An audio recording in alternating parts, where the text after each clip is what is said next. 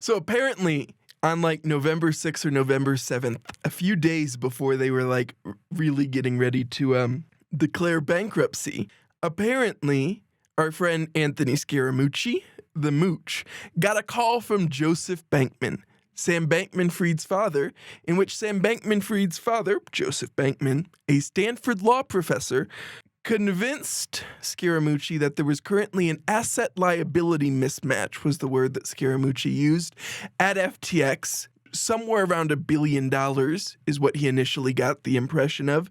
And so Scaramucci decided to take this information from Sam Bankman-Fried's father and fly down to the Bahamas to hang out in the war room with Gary Wang, Sam Bankman-Fried, Nishad Singh, Carolyn Ellison, and the rest of the friends to help them with their fundraising for their emergency liquidity money. What happened to me is I was actually speaking in Sarasota, Florida.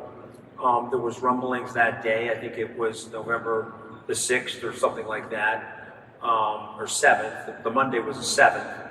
And then I got back to New York and I spoke to Sam's dad about the problem, and it was intimated to me that it was an asset liability mismatch, that they were meeting redemptions and there were assets available, but they weren't necessarily liquid, and they needed time to get the liquidity, and they were looking for some rescue financing. And so at that time, I was a good citizen and a partner in the business. Effectively, they owned a piece of my business. I was certainly trying to help them on their fundraising round. And then I talked to his dad later in the day. How much money were they? Well, they were talking about, and I've said this before, they were talking about $1 billion, Okay. which seemed, a lot of money, but certainly would be manageable in the context of the size of the business. But later in the evening, that number went from $1 billion to $4.5 billion. And then I said, okay, there's obviously a problem, and it's a bigger problem than they want to admit to. And so I made the decision that evening. I got on my phone, I booked myself a JetBlue flight down to the Bahamas, and I wanted to see for myself what was going on. Listen, I put my name and reputation at stake. I introduced Sam to a lot of people. Brett and I, one short year ago, and I believe you were there with us, we had Crypto Bahamas at the Bahama Hotel. Brett and I organized a dinner for the likes of Tony Blair and Bill Clinton and a whole host of luminaries one short year ago. You fast forward, it's sort of still hard to believe that we're where we are right now.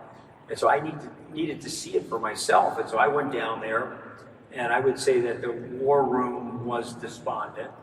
And I would say that it was clear to a few people that there was a very small group of people that had done some things that they didn't let the other group of people into.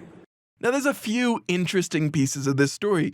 One, Joseph Bankman, knowing the finances of FTX specifically enough to know that there was a hole. Joseph Bankman being empowered to reach out to advisors about FTX to potentially bring in assistance to deal with the hole. Scaramucci deciding he should be in the fucking war room in the Bahamas for his expertise in fundraising money.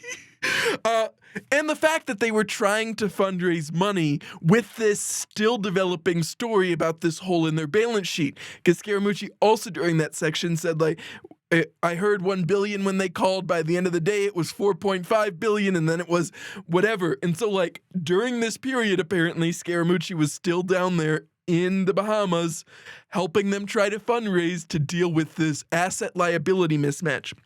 Which was also probably a bad way to phrase it, right? And he tried to cover it up quickly, like some of the assets just aren't liquid. But we've talked about this a little bit on here before. There's a difference between illiquidity and insolvency, right? And often what it comes down to is like a duration issue. If you have certain assets that take a certain amount of time to reach their value, you can end up in cases where you are illiquid but not necessarily insolvent. That should never happen for a cryptocurrency exchange, right? None of these assets really have that type of duration risk. If there was an asset liability mismatch, that means when Scaramucci got that news, he knew there was some bigger issue. They were running fractional reserve, there had been a hack, there had been funds or assets lost that were not obtainable. And so he knew that information for days before they declared bankruptcy while they were fundraising. Yeah, really not a good look. And, to me, it sounds like there's a lot of illegal things going on there. Who knows? maybe nothing illegal happened. Maybe there was nothing unsavory. It was all totally moral and above board. It's definitely going to make it more awkward for Joseph Bankman in any of his conversations with regulators or prosecutors to now have to explain why this person is making these claims about his knowledge, because I believe his public claims so far have been like, I was just helping out with some of the charity stuff and filled out a couple contracts. I didn't know what was going on.